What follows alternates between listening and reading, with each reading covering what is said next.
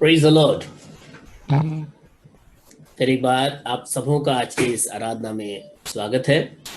2 दिन हम जुड़ नहीं पाए, परंतु प्रभु का अनुग्रह है कि आज हम इस आराधना को फिर एक बार प्रभु यीशु मसीह के नाम में शुरू कर सक रहे हैं। मैं आशा रखता हूं कि इन दिनों में आपने प्रभु की उत्तम आशीषों का अनुभव किया है। आइए फिर एक बार उन्हीं आशीषों में हम प्रवेश करें। लेट्स प्रे एंड आइए इस आराधना को शुरू करें प्रार्थना के द्वारा। Hallelujah, hallelujah, hallelujah lord Jesus. प्रभु यीशु, फिर एक बार प्रभु इस सुंदर शाम के समय हम धन्यवाद के बलिदान को लेकर आपके बलिदान में एकत्रित होते हैं प्रभु, और आपके न्यायासन की आगे अपने स्वरों को झुकाकर प्रभु आपको धन्यवाद के बलिदान चढ़ाते हैं प्रभु, कि आपने इस समय तक भी, आज तक भी हम सबों को सही सलामत रखा प्रभु, और आपने अपनी दया हम सब पर बनाए रखी प्रभु। हमें प्रभु आपके उत्तम आशीषों का भागी किया प्रभु, और प्रभु आपने अपने वायदों को हमारे जीवन में पूरा किया है प्रभु। प्रभु आपसे प्रार्थना करते हैं कि आज शाम को जितने भी इस आराधना में जुड़ते हैं, अब प्रभु वे हर कोई प्रभु आपके उत्तम आशीषों को प्राप्त करें, आपके प्रेम को और आपके दर्शन को प्राप्त करें प्रभु। प्रभु हम में से एक एक व्यक्ति जो आपके इस आराधना में शामिल होते हैं, जो वचनों में शामिल होते हैं, वे प्रभु आपके स्वर्गीय अभिषेक को प्राप्त करें, पवित्र आत्मा का स्पर्श प्राप्त करें प्रभु। प्रभु प्रार्थना करते हैं इस शाम के समय कई लोग इस आराधना में जुड़ नहीं पा रहे हैं, साधन की कमी है, इंटरनेट की कमी है, परंतु प्रभु हम आपसे प्रार्थना करते हैं प्रभु सबों की जरूरतों को आप पूरा कीजिए, ताकि यह आराधना कईयों की आशीष का कारण बन सके प्रभु। अब तक भी आपने हमको संभाला है, चलाया है, आगे भी प्रभु आपकी दया हम सब पर बनी रहे। अब प्रार्थना हमारे उद्धार करता प्रभु यीशु मसीह नासरी के नाम से मांगते हैं, आमीन, आमीन, आमीन, आमीन। सो आइए, जब प्रभु के नाम से हम एकत्रित हुए हैं तो कुछ गीतों को गाकर प्रभु की बारगाही में हम प्रवेश करें।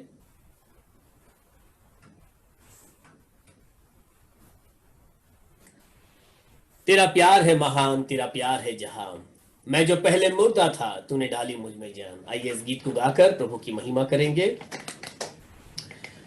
तेरा प्यार है महान, तेरा प्यार है जहां, मैं जो पहले मुर्दा था तूने डाली मुझ में जान। तेरा प्यार है महान, तेरा प्यार है जहां, मैं जो पहले मुर्दा था तूने डाली मुझ में जान। क्यों ना बोलूं फिर मैं तेरी जय जयकार, क्यों ना बोलूं फिर मैं तेरी जय जयकार, जय जयकार, जय जयकार। तूने मेरे लिए क्या कुछ ना किया, जय जयकार, जय जयकार। तूने मेरे लिए क्या कुछ ना किया। मेरी सूरत बिगड़ी थी, मेरा दिल था खाली, तूने सींचा लहू से ताके आए हरियाली। वो मेरी सूरत बिगड़ी थी, मेरा दिल था खाली, तूने सींचा लहू से ताके आए हरियाली। जो ना बोलूं फिर मैं तेरी जय जयकार, जो ना बोलूं फिर मैं तेरी जय जयकार, जय जयकार, जय जयकार। तूने मेरे लिए क्या कुछ ना किया, जय जयकार, जय जयकार। तूने मेरे लिए क्या कुछ ना किया। ओ आई जीवन में खुशी, आई लंबी जिंदगी, तू है जिंदा साथिया, तूने ये है किया। ओ आई जीवन में खुशी, आई लंबी जिंदगी, तू है जिंदा साथिया, तूने ये है किया। बोलो फिर मैं तेरी जय जयकार, बोलो फिर मैं तेरी जय जयकार, ओ जय जयकार, जय जयकार। तूने मेरे लिए क्या कुछ ना किया, जय जयकार, जय जयकार। तूने मेरे लिए क्या कुछ ना किया, तूने मेरे लिए क्या कुछ ना किया। हालेलुया। कि आई जीवन में खुशी, आई अब जिंदगी, कि तू ही जिंदा शाफिया है, तूने किया है। मेरी सूरत बिगड़ी थी, मेरा दिल भी खाली था, परंतु तूने लहू से सींचा और मेरे जीवन के अंदर वो हरियाली आई है। आइए इस गीत को गाएं। धरती आकाश दोनों प्रभु की आवाज सुनेंगे, संसार के सब प्राणी यीशु का ही नाम लेंगे। धरती आकाश दोनों प्रभु की आवाज सुनेंगे, संसार के सब प्राणी तुम्हारी नाम लेंगे। धरती आकाश दोनों प्रभु का समय आता है, धरती बदली होगी, उसकी दया बरसेगी और दूर जलनी होगी। उसके वचन की महिमा और शक्ति हम देखेंगे, संसार के सब प्राणी यीशु का ही नाम लेंगे। धरती आकाश दोनों प्रभु का वचन ऐसा है, जो चिराग सा जलता है, उस पे कोई चलता है, जीवन उससे मिलता है। उसके नियम को जो माने, कभी भी ना वो भटकेंगे। संसार के सब प्राणी यीशु का ही नाम लेंगे। धरती आकाश दोनों आंखें उठाकर देखो, प्रभु का दिन आएगा, उसको ग्रहण जो करेगा वो साथ जाएगा। जिसने प्रभु को न माना वो एक दिन रोएंगे। संसार के सब प्राणी यीशु का ही नाम लेंगे। धरती आकाश दोनों प्रभु की आवाज सुनेंगे, संसार के सब प्राणी यीशु का ही नाम लेंगे। धरती आकाश धरती आकाश दोनों प्रभु की आवाज सुनेंगे और संसार के सब प्राणी यीशु का ही नाम लेंगे। कि प्रभु का वचन ऐसा है जो चिराग सा जलता है, और जो कोई उस पर चलता है जीवन उसे मिलता है।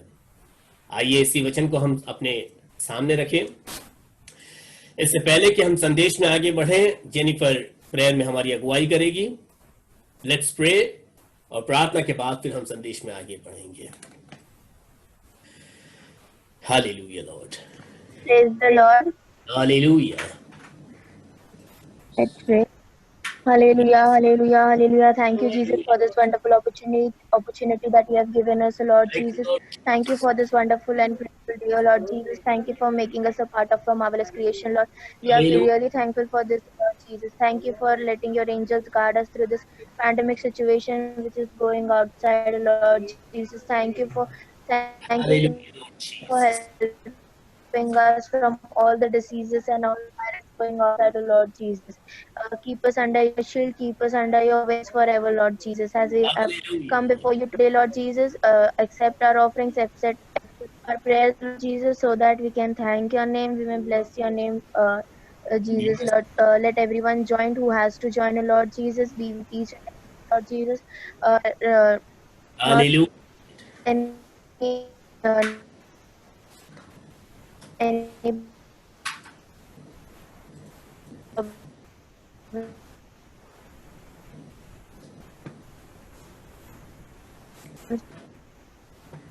come between, Lord Jesus, your mind forever, Lord Jesus. Let us work to that part so that we thank your name and we may bless your name, O Lord Jesus. I ask this prayer in your holy name, O Lord Jesus. Thank you for listening it, Lord. Amen. Hallelujah, hallelujah. Praise the Lord. Praise the Lord. Hallelujah. So फिर एक बार आप सबका आज की आराधना में स्वागत है। और 2 दिन हम किसी कारणवश जूम को चला नहीं पाए और उसका असर आज हम पार्टिसिपेंट पर भी देख सकते हैं। सिर्फ 6 पार्टिसिपेंट दिख रहे हैं। तो ऐसा लोगों ने सोच लिया होगा शायद कुछ लोगों ने कि हो गया, अभी अब नहीं चलेगा। परंतु जो प्रभु के सच्चे चाहने वाले हैं, जैसे भजन संहिता उसकी मैं कहूंगा 19 उसके 7 आयत को यदि हम पढ़ेंगे, जल्दी से हम निकालेंगे भजन संहिता 19 और उसके 7 आयत को। भजन संहिता साम्स 19:7। यहोवा की व्यवस्था खरी है, वह प्राण को बहाल कर देती है। यहोवा के नियम विश्वास योग्य है, आमीन। साधारण लोगों को बुद्धिमान बना देते हैं। तो यहाँ पर वचन मैंने पढ़ा अभी, यहोवा की व्यवस्था खरी है, वह प्राण को बहाल कर देती है। यहोवा के नियम विश्वास योग्य है, जो साधारण लोगों को बुद्धिमान बना देते हैं। और जिसने इस आनंद को चखा है वे इंतजार करेंगे कि कब मैं प्रभु के बारगाई में प्रवेश करूं, मैं कब प्रभु के वचन को सुनूं और कब मैं प्रभु की आराधना को प्राप्त करूं, कब मैं प्रभु के वचनों के द्वारा प्रभु यीशु मसीह का दर्शन प्राप्त करूं। क्योंकि यहोवा की व्यवस्था खरी है, साधारण लोगों को बुद्धिमान बना देती है। There are many things what we can learn from the scriptures. इन दिनों में कुछ समय से हम एक तरह से इन वचनों के अंदर अध्ययन को ही कर रहे हैं।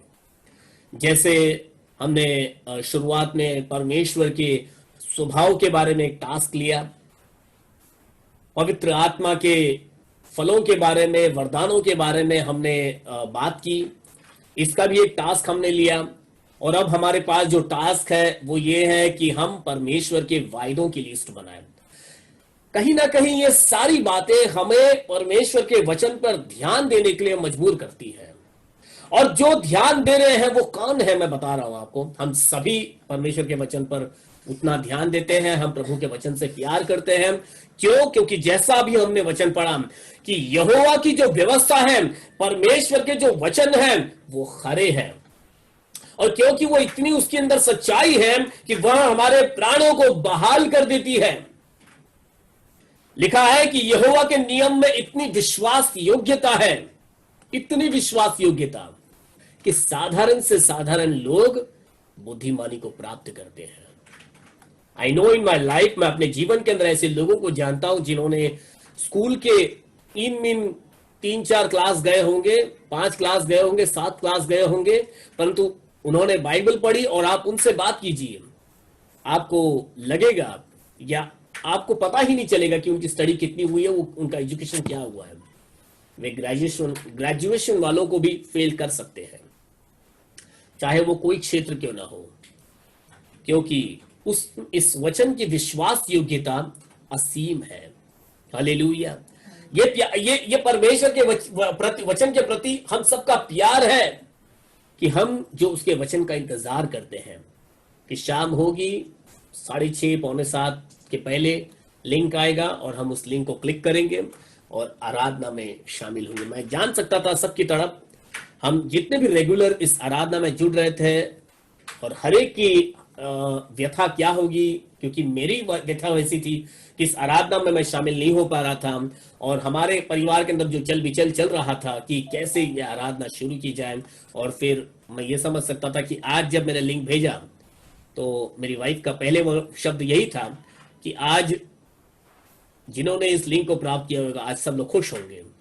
मैंने कहा बिल्कुल, क्योंकि जो परमेश्वर के वचन के भूखे हैं वे परमेश्वर के वचन को सुनने का इंतजार भी नहीं कर सकते। उनको तो जितना ज्यादा वचन मिले वो सुनना चाहेंगे।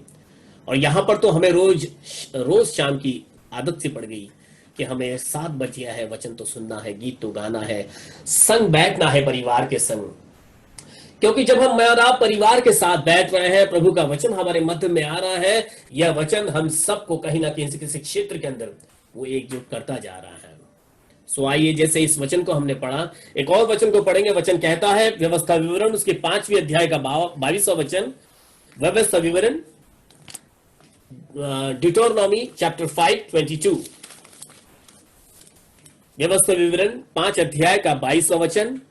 यही वचन यहोवा ने उस पर्वत पर आग और बादल हाँ। और घोर अंधकार के बीच में से तुम्हारे सारे मंडली से पुकार कर कहा, आमीन, और इससे अधिक और कुछ न कहा। आमीन। और उन्हें उसने पत्थर की 2 पटियाओं पर लिखकर मुझे दे दिया। यह वचन पास्टर सुनील बंगेरा ने नहीं दिया है, यह वचन किसी बड़े बड़े प्रभावी व्यक्तियों ने नहीं दिया है, यह वचन कहीं किसी प्रेस या किसी ऐसे चीजों से जगह से नहीं आया हुआ है।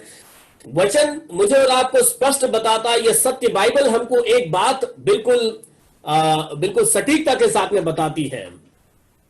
यही वचन यहोवा ने उस पर्वत पर आग और बादल और घोर अंधकार के बीच में से तुम्हारी सारी मंडली से पुकार कर कहा है। यह वचन किसी मनुष्य की ओर से नहीं परंतु परमेश्वर की ओर से पुकार कर कहा गया। 2 पटियों पर लिखा गया, 2 पटियों पर लिखा गया, एक नया नियम और एक पुराना नियम। इन 2 पटियों पर लिखकर मुझे और आपको परमेश्वर ने अपनी वाणी सौंपी है, हमारे प्राणों को बहाल करने के लिए, निर्बुद्धियों को बुद्धिमान बनाने के लिए, हाँ, जो गुमराह हो चुके हैं उन्हें सही मार्ग पर ले आने के लिए परमेश्वर ने स्वयं स्वर्ग से अपनी वाणी मेरे और आप तक पहुंचाई है।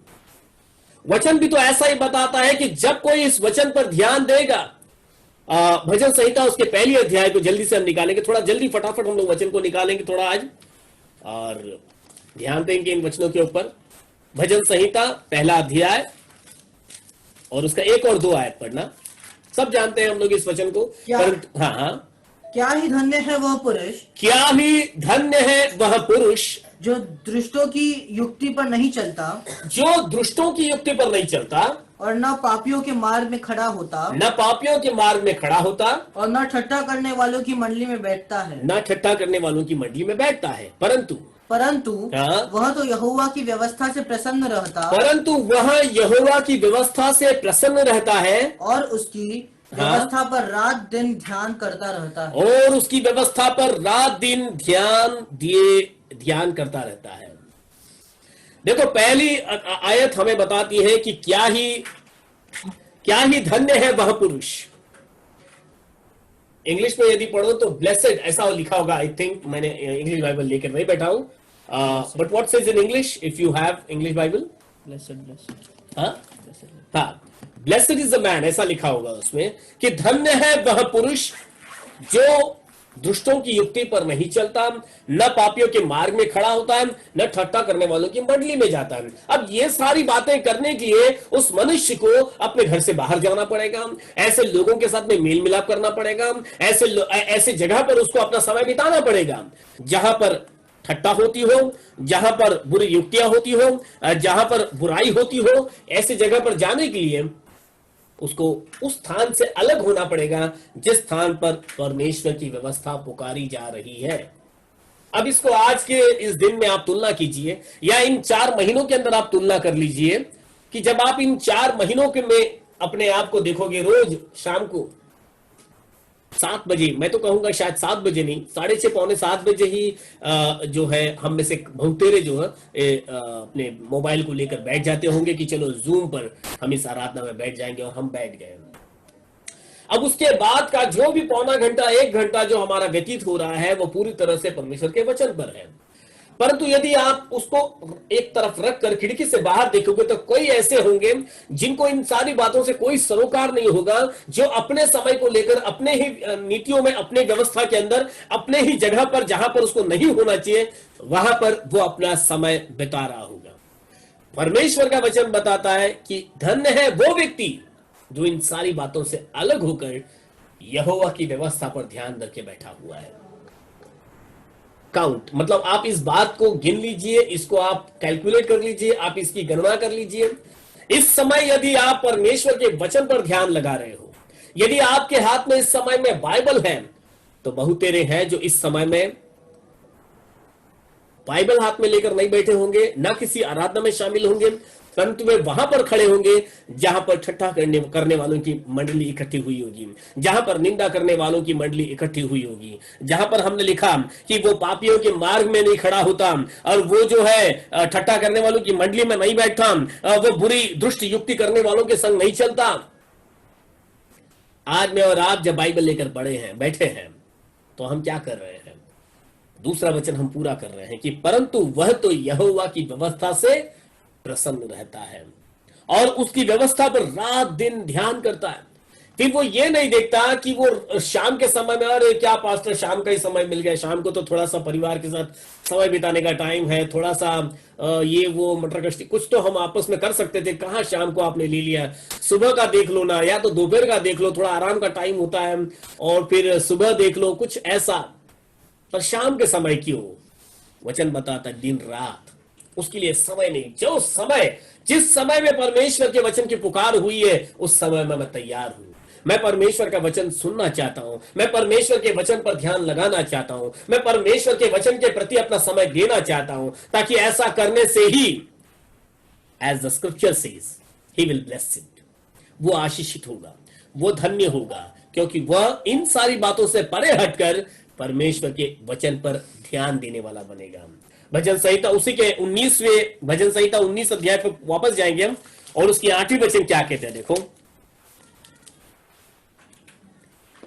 अभी हमने भजन संहिता 19 उसके 7 आयत को पढ़ा था। 8वीं आयत क्या कहती है देखो। यहोवा के उपदेश सिद्ध है, यहोवा के उपदेश सिद्ध है, हृदय को आनंदित कर देते हैं, हृदय को आनंदित कर देते हैं। यहोवा की आज्ञा निर्मल है, यहोवा की आज्ञा निर्मल है, वह आंखों में ज्योति ले आती है। आंखों में ज्योति लेकर आती है।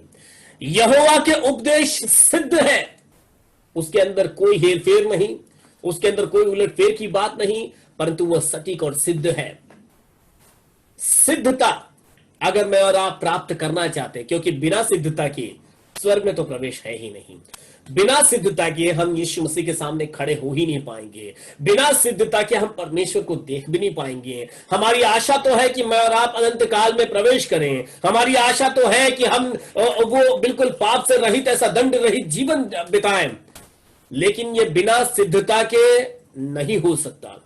परंतु सिद्धता कब मिल सकती है? वचन बताता है यहोवा के उपदेश सिद्ध है। यदि वो उपदेश आपके हृदय के अंदर है, यदि यह उपदेश जो आज के शाम में आप सुन रहे हो, या बीते दिनों में आपने सुना है, या भविष्य में आप सुनने वाले हो, यदि आपने अपने हृदय में बनाकर रखा है, केवल इसलिए नहीं कि चलो आज के लिए इसको सुनकर छोड़ देते हैं, आज के लिए सुन लेते हैं, कल का कल देख लेंगे, तो ऐसा भी नहीं है। यहोवा के उपदेश वो जो आपके हृदय में बने हुए हैं, वो जो आपके जहन में बने हुए हैं, इसीलिए आपको टास्क दिए जा रहे हैं, ताकि इन सारी बातों को करने के द्वारा, इन उपदेशों को आप अपने जीवन के अंदर, अपने नस नस में, अपने लहू में, अपनी समझ में, इसको आप अकस्मात कर लो।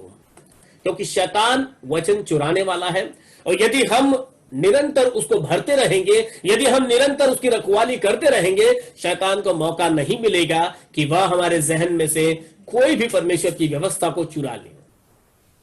क्योंकि परमेश्वर की व्यवस्था, उस यहोवा के उपदेश क्योंकि सिद्ध है और हृदय को आनंदित कर देते हैं। यदि आपने उस उपदेश पर ध्यान लगाया, यदि परमेश्वर के वचन को आपने निरंतर सुना, यदि उन उपदेशों को आपने अपने जीवन में ग्रहण कर लिया, तो यह उपदेश आपके दुखी जीवन के अंदर, आपके निराश जीवन के अंदर, हताशाओं के हालात के अंदर आपको एक नई आशा दे सकता है। आपके जीवन से निराशा को दूर करके, हताशाओं को, दुखों को दूर करके आनंद भर सकता है कि आनंद भरता ही है। क्योंकि आज तक की यह गवाही है, कईयों ने सिर्फ वचन सुन लिए और उनका जीवन बदला है। तो मेरे और आपका क्यों नहीं बदलेगा? चाहिए कि हम उन वचनों पर ध्यान दें, क्योंकि वचन लिखा है यह हृदय को आनंदित कर देते हैं। यहोवा की आज्ञा निर्मल है। यहोवा की आज्ञा एकदम कड़क और बिल्कुल सख्त ऐसा नहीं है। यहोवा की आज्ञा असहनीय ऐसा नहीं है। यहोवा की आज्ञा निर्मल, निर्मल मतलब जहां पर निर्मलता में ही शांति को आप देख पाओगे। उसके अंदर आपको एक मुलायम सा अनुभव होगा, आपको एक आसान सा अनुभव होगा, जिसके अंदर आपको कांटे नहीं चुभेंगे, परंतु वो आपके लिए बिल्कुल आसान और बिल्कुल हल्का ऐसा आज्ञा आपका होगा। क्योंकि यीशु मसीह का वचन बताता है मेरा मेरा जुआ अपने कंधे पर लो जो तुम्हारे लिए बड़ा आसान होगा। उस जुए में कोई वजन नहीं होगा, उस जुए में बड़ा बोझ नहीं होगा, उस जुए में हाँ दबाव नहीं होगा। जुआ मतलब आप जानते होंगे योक, योक मतलब भी आप जानते होंगे, जो बैल के गले पर हल चलाने के लिए जो गले पर लकड़ा रखा जाता है, जिसके द्वारा बैल हल को खींचता है, उसे जुआ या इंग्लिश में योक कहा जाता है।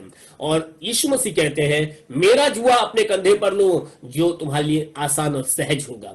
यहां पर वचन भी बताता है कि यहोवा की आज्ञा निर्मल है। तो जब हम वचनों को सुनेंगे उसमें परमेश्वर की आज्ञाएं हमको मिलती हैं, जो हमारे लिए सख्त तो नहीं होगी लेकिन वो हमारे लिए निर्मल होगी। और फिर लिखा है कि वह आंखों में ज्योति लेकर आती है। अब आपकी आंखों में ज्योति आने का क्या मतलब है? यदि आंखों में ज्योति है तो स्पष्ट देख पाओगे। चारों ओर अंधेरा छाया हुआ है। शैतान ने एक प्रकार का अंधकार हमारे निगाहों के सामने, नजरों के सामने बना दिया है, ऐसा अंधेरा कि जहां पर लोग सही रास्ता पकड़ नहीं पा रहे हैं, सही मार्ग पर जा नहीं पा रहे हैं।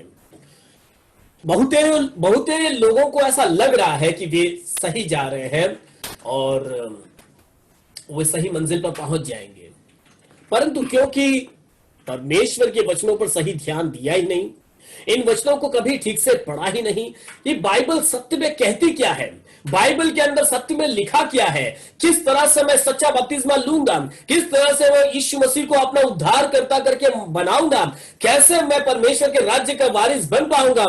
बस किसी ने कह दिया कि आपने विश्वास कर लिया और सब कुछ हो गया, तो ऐसा नहीं है।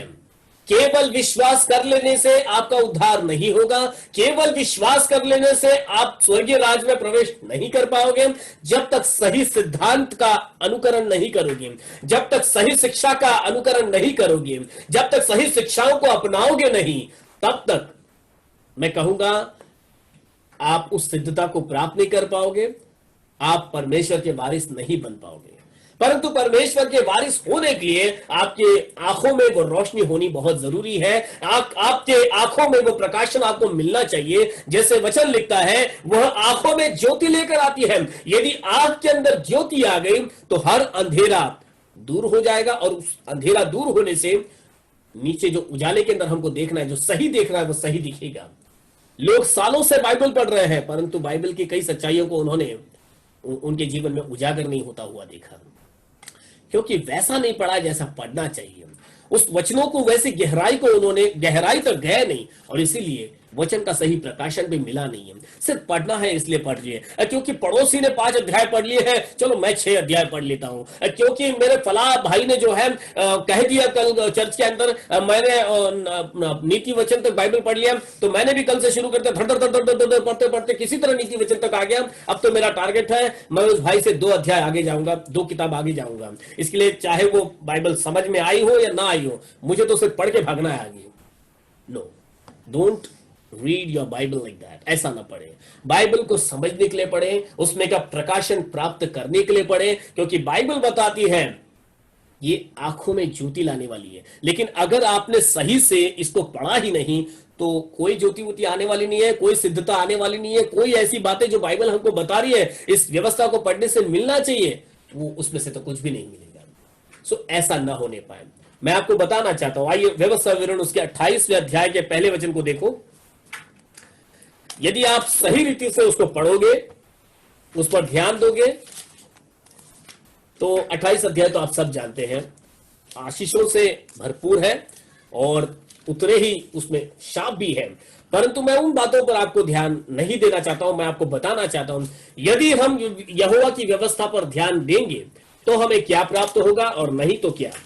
28 अध्याय उसका पहला वचन, यदि तू अपने परमेश्वर यहोवा की सब आज्ञाएं आमीन जो मैं आज तुझे सुनाता हूँ चौकसी से पूरी करने को चित्त लगाकर उसकी सुने, तो वह तुझे पृथ्वी की सब जातियों में श्रेष्ठ करेगा। आमीन, हालेलुया। वचन तो स्पष्ट है, आप सबने पढ़ा भी है और सुना भी है, कई बार पढ़ा होगा, फिर से आज पढ़ेंगे उस पे। और लिखा है यदि तू अपने परमेश्वर यहोवा की सब आज्ञाएं, कई बार लोगों को सारी आज्ञाओं से बहुत बोझ लग जाता है, थोड़ी थोड़ी आज्ञाओं को मान लेते हैं, थोड़ा ऐसा भी करेंगे थोड़ा वैसा भी करेंगे, बट द स्क्रिप्चर से सारी आज्ञाएं यदि तू मानेगा और जो मैं आज तुझको सुनाता हूं चौकसी से उसको पूरा करेगा, मतलब पूरी चौकसी के साथ में, सतर्कता के साथ में, उसमें कोई लापरवाही नहीं, परंतु पूरे भय और भक्ति के साथ में तुझे इन वायदों को, इन व्यवस्थाओं को पूरा करना है, इस पर ध्यान देना है। लिखा है यदि तू चित्त लगाकर उसकी सुने तो वह तुझे पृथ्वी की सब जातियों में श्रेष्ठ करेगा। श्रेष्ठता किसको नहीं चाहिए होती है? हम सबको श्रेष्ठता तो चाहिए होती है।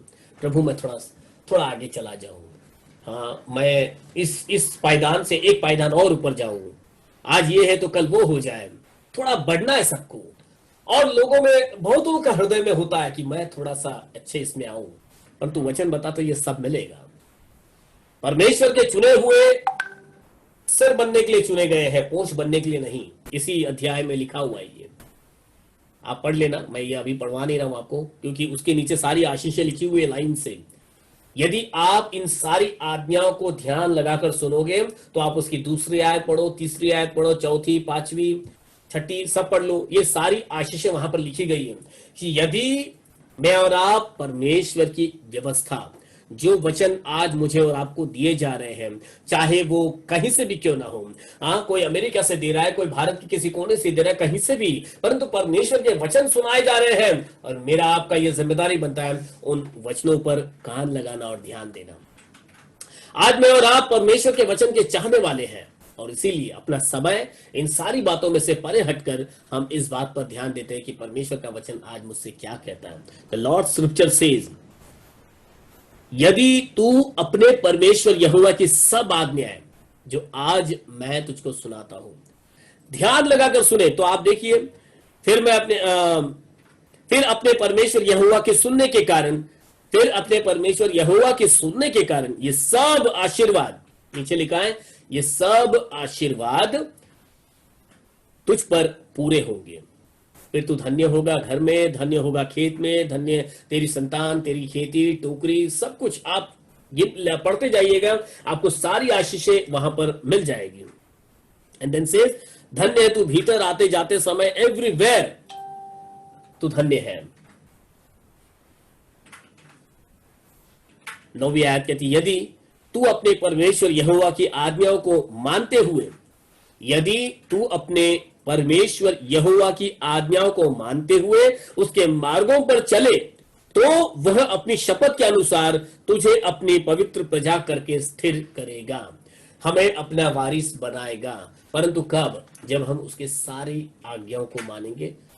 मानने के लिए पहले सुनना तो जरूरी है कि आज क्या वचन बोला जा रहा है, आज मुझे इन वचनों में से क्या सीखना है। सिर्फ सुनने के लिए नहीं परंतु समझने के लिए, उसका पालन करने के लिए मैं परमेश्वर के वचन पर ध्यान लगाता हूं। प्रभु का वचन बताता है, यदि तू इन सारी बातों को ध्यान और मन से सुनेगा। मैं जानता हूं आज आपको जब लिंक मिला होगा आप खुश हुए होंगे, चलो आज प्रभु की आराधना में हम शामिल होंगे।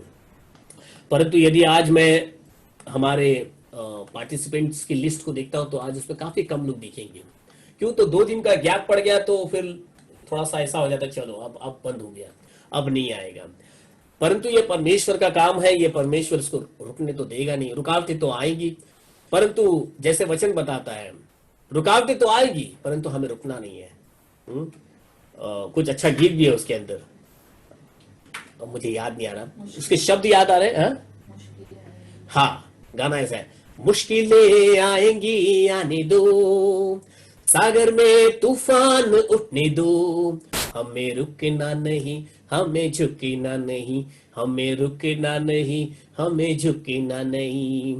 कार्य प्रभु का हमें करना है, मुश्किलें आएगी आने दो, सागर में तूफान उठने दो। यदि आपके पास किसी के पास इसका ऑडियो होगा प्लीज मुझे भेज दीजिएगा, मेरे पास ऑडियो नहीं है। बहुत पहले मैंने ये गीत सुना था परंतु इस गीत के बोल मेरे जहन में हमेशा है, क्योंकि यह एक मसीही मार्ग की सच्चाई है। जब हम मसीहियत के मार्ग पर चलेंगे तो मुश्किलें आएंगी, चलना कठिन होगा, परंतु ये इतिहास इसका गवाह है कि कठिन रास्ता था तो भी सच्चे विश्वासी इस रास्ते पर चलते रहे, चाहे पैरों पे कांटे चुभे होंगे, वो रास्ता कितना पथरीला हुआ, परंतु वे चलते रहे क्योंकि जानते थे और जानते हैं कि अंत में फल प्राप्त करेंगे, अंत में वह ताज हमको मिलेगा, क्योंकि यह रास्ता हमें उस सच्चाई तक लेकर जाएगा, यह रास्ता हमें उस मंजिल तक लेकर जाएगा जिसके लिए प्रभु यीशु मसीह ने मुझे और आपको बुलाया है। हालेलुया। वचन बताता है, धन्य है वे जो यहोवा की व्यवस्था पर ध्यान लगाते हैं, धन्य है वे जो पाप के मार्ग में, बुराई के रास्ते में ठट्ठा करने वालों के संग अपना समय बर्बाद नहीं कर रहे हैं।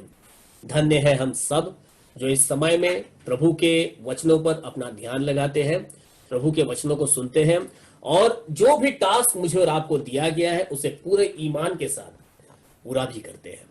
मैं आपको फिर से याद दिलाना चाहूंगा और मेरा विश्वास है जो टास्क आपको दिया गया है वो आपने जरूर पूरा किया होगा। मेरा यकीन कीजिए, आप जब टास्क पूरा करते हो तो मुझे बड़ा आनंद होता है कि चलो, जितनों को मैंने कहा उन्होंने अपना समय बाइबल में लगाया, उन्होंने स्टडी के लिए अपना समय दिया और उनमें एक तैयारी आई है। मैं यकीन करता हूं, मेरा यह विश्वास है कि प्रभु ने आपके जीवन में इसकी आशीषें दी ही है और वह जरूर देता रहेगा, क्योंकि हम और बातों में समय न व्यतीत करते हुए परमेश्वर के वचन में अपना समय बिता रहे हैं। क्योंकि परमेश्वर का वचन जब कहता है, यदि तू इस पर मन लगाएगा तो तेरी आंखों में रोशनी आएगी, तो निर्बुद्धता के यदि हालात में होगा तो तू बुद्धिमानी को प्राप्त करेगा। तो मेरा तो पूरा विश्वास है कि जितना समय आपने इस बाइबल को अपने हाथ में लेकर पढ़ा है, उसमें से परमेश्वर के प्रति कुछ खोजबीन की है, तो यह आपको, आपके बुद्धि को और भी बढ़ाएगा। आप बहुत बुद्धिमान है, परंतु जब बाइबल को पढ़ोगे और भी बुद्धिमान हो जाओगे। यह मेरा कहना है, ये नहीं कि हम में से कोई भी निर्बुद्ध है। प्रभु ने हमें चुना, इसीलिए चुना कि यदि हम निर्बुद्धि के हालात में थे तो हमें बुद्धिमानों में शुमार करें। हालेलुया। सो आइए, इन्हीं वचनों के साथ आज के संदेश को हम यहाँ पर समाप्त करेंगे। प्रार्थना के साथ आज की इस आराधना को यहाँ पर समाप्त करते हुए कल फिर एक बार इसी समय में हम इस प्रार्थना में जुड़ेंगे। Let's pray. आइए प्रार्थना करें। और मैं चाहूंगा कि यदि सिस्टर सिमरन आप प्रार्थना में हमारी अगुवाई कर सकते हैं।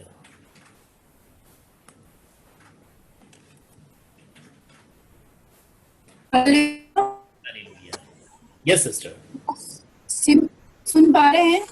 यस बिल्कुल सुन रहा हूं मैं। हम प्रार्थना करेंगे।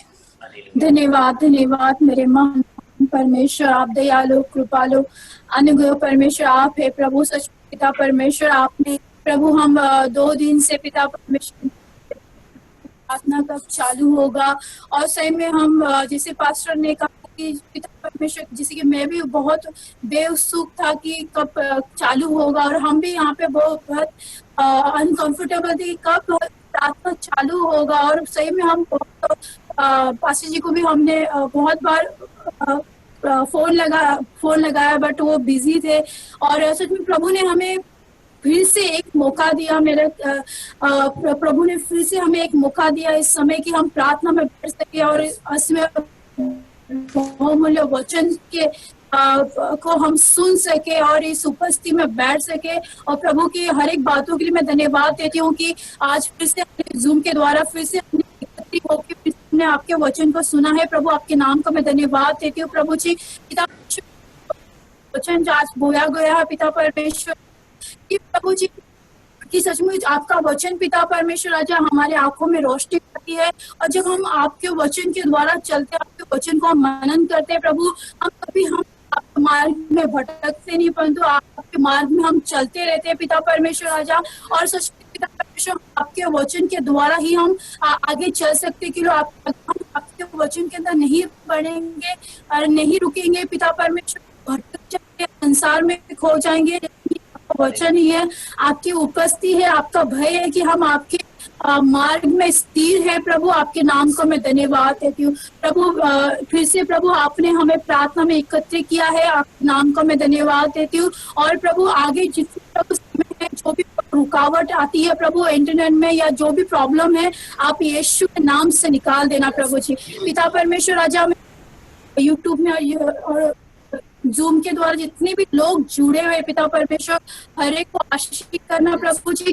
फिर को आपको आशीष भरा आपने वचन दिया है, इस उपस्थिति में फिर से एकत्रित किया है प्रभु जी। आपके नाम का मैं धन्यवाद देती हूँ आज शाम के लिए, आपकी उपस्थिति के लिए, आपके वचन के लिए, आपके हर एक स्तुति आराधना के लिए, और हमारे पास्टर उनकी फैमिली के लिए धन्यवाद देती हूँ। ये प्रार्थना यीशु के नाम से मांगती हूँ, आमीन। आमीन, हालेलुया लॉर्ड जीसस। फिर एक बार प्रभु हम आपके न्यायासन के आगे अपने सरों को झुकाकर प्रभु आपको धन्यवाद बलिदान देते हैं कि प्रभु आज फिर एक बार आपके जीवित कलाम के द्वारा आपने हम सबों से बातें की प्रभु यीशु, और हमारा यह विश्वास है कि आपके एक एक वचन के पढ़े जाने के द्वारा प्रभु सुनने वालों के जीवन में प्रभु जितनों ने प्रभु आपके वचन को गंभीरता के साथ में स्वीकार किया है प्रभु, उनके जीवन को प्रभु आपने अपने लहू से सींचा है प्रभु यीशु मसीह, और आपका एक एक वचन बीज के समान उनके हृदय में बोया गया है प्रभु, और यह प्रभु यीशु मसीह उनके जीवन में, उनके परिवार में और उनके पूरे भविष्य में प्रभु यीशु मसीह एक उत्तम जड़ को लेकर प्रभु उत्तम फलों को लाने वाला बनने पाएगा। यह हमारा विश्वास है प्रभु। आपसे प्रार्थना करते हैं आपकी स्वर्गीय आशीषें सुनने वालों पर सबों पर उतरने पाए प्रभु। भविष्य में यह आराधना कई लोगों के लिए आशीष का कारण बनने पाए प्रभु यीशु मसीह। होने दीजिए प्रभु कि इस आराधना और इस वचन के सुनने सुनाए जाने के द्वारा प्रभु कई लोगों की जीवन की निराशाओं से वे आजादी को प्राप्त करें, बीमार चंगाई को प्राप्त करें प्रभु, जो अंधकार में पड़े हैं वे रोशनी को प्राप्त करें प्रभु यीशु। प्रभु फिर एक बार हम आपको धन्यवाद देते हैं कि आपने फिर से इस आराधना में जुड़ने का हम में से एक एक को सबों को आपने फिर एक मौका दिया प्रभु यीशु। अब आपसे प्रार्थना करते हैं प्रभु इस पूरे आराधना का कब्जा आप कीजिए। अब प्रभु इस आराधना के द्वारा आने वाले दिनों में जो आराधनाएं हम करते हैं प्रभु, सभी आराधनाओं के द्वारा प्रभु आपकी मर्जी को प्रभु आपके कलीसिया पर पूरा कीजिए प्रभु यीशु मसीह। आगे के हर एक दिनों समय को प्रभु हम आपके सामर्थ्य हाथ में सौंपते हैं। अब प्रार्थना हमारे उद्धार करता प्रभु यीशु मसीह नासरी के नाम से मांगते हैं, सब मिलकर कहेंगे आमीन आमीन आमीन आमीन। स्वर्गीय मर्त्य पाताल के खुदावंद प्रभु यीशु मसीह का अनुग्रह और उसकी दया, प्रभु यीशु मसीह की आशीषें और शांति हम सबों के संग प्रभु यीशु मसीह के दूसरे आगमन तक बनी रहे। आमीन आमीन आमीन आमीन।